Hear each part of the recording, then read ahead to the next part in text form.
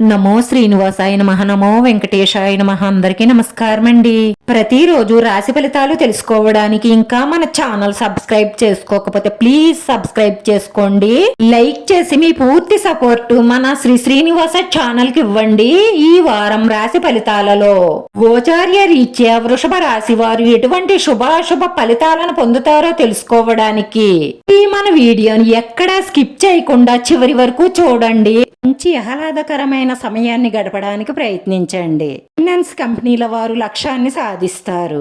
ఒక స్త్రీ మీపై పగపట్టి శారీరకంగా హాని చెయ్యడానికి తను చెయ్యని ప్రయత్నం అంటూ ఏదీ ఉండదు. కాబట్టి మీరు బయటకు వెళ్లేటప్పుడు ఈ చిన్న పరిహారం చేసి వెళ్ళండి. ఎరుపు రంగు క్లాత్ కొత్తది తీసుకోండి. దాంట్లో కొద్దిగా పసుపు వేసి పైన కుంకుమ అక్షంతలు వేసి దాన్ని మూట కట్టి మీ బ్యాగ్ లో కానీ లేదంటే మీ ఇంట్లో బీరువాలో డబ్బులు పెట్టుకునే లాకర్ లో కానీ ఆ మూటను ఉంచండి. చేయడం వల్ల మీకు ఎవరైనా హాని చెయ్యాలని తలపెట్టినా వారి ప్రయత్నం ఫలించదు.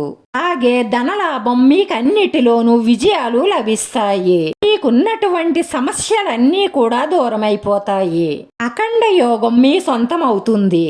ఇలా చేసిన తరువాత ముందు మీరు అమ్మవారి ఆలయ దర్శనం చేసుకోండి.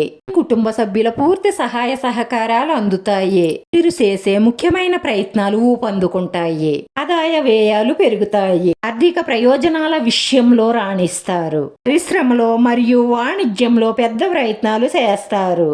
చాలా విషయాలలో సామర్థ్యం పెరుగుతుంది. ముఖ్యంగా ఎటువంటి సంకోచం లేకుండా వృత్తి వ్యాపారపరమైన విషయాలలో విజయం సాధిస్తారు. అధికారి వర్గం ఆనందంగా ఉంటుంది. ఆర్థిక ప్రగతిపై దృష్టి పెడతారు. ముఖ్యమైన పనులకు ప్రణాళికలకు రూపకల్పన చేస్తారు. ప్రేమ సంబంధాలలో సాన్నిధ్యం ఉంటుంది. విహారయాత్రకు వినోదాలకు వెళ్ళవచ్చు. ఏమైనా వారితో మీ మనసులో ఉన్న మాట చెప్తారు. బంధువులతో గడుపుతారు. విద్యార్థులు కష్టపడి చదవడం వల్ల ఫ్యూచర్ లో చాలా మంచి అనుకూలమైన ఫలితాలను పొందుతారు. చెడు స్నేహాలతో సమయాన్ని వృధా చెయ్యకండి. ఈ భాగస్వామి మీకోసమని ఏదైనా ఒక పని చెయ్యవచ్చు. అది మీరు మర్చిపోలేనిదిగా మిగిలిపోతుంది. ప్రేమకు ఉన్న శక్తి మీరు ప్రేమించడానికి కారణమవుతుంది. జీవిత భాగస్వామితో గడపడానికి చాలా సమయం దొరుకుతుంది. రాశివారి అదృష్ట సంఖ్య 9. ఈ రాశి వారికి కలిసొచ్చే రంగు ఎరుపు రంగు.